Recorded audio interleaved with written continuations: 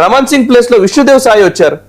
Okay, so BJP formula అన్ని రాష్ట్రాల్లో success అవుతోంది.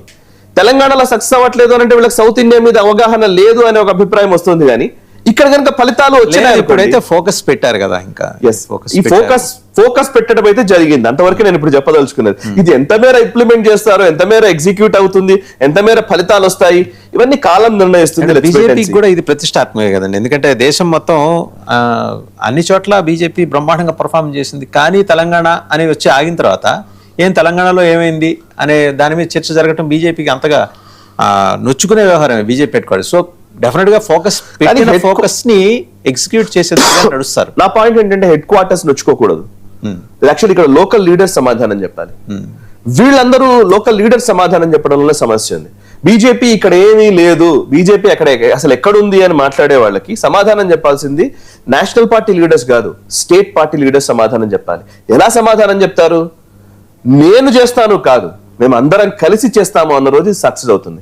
For example Revanth Reddy factor నేను చెప్తాను. ఇక్కడ రేవంత్ రెడ్డి ఆయన యాక్చువల్లీ మొదలైన విధానం చూస్తే ఆయన పిసిసి ప్రెసిడెంట్ అయ్యారు. ఆ తర్వాత చాలా కాలం పాటు కోమటిరెడ్డి వెంకటరెడ్డి లాంటి వాడైతే డైరెక్ట్ గానే మీడియా ముందే ఆయనను విమర్శించాడు.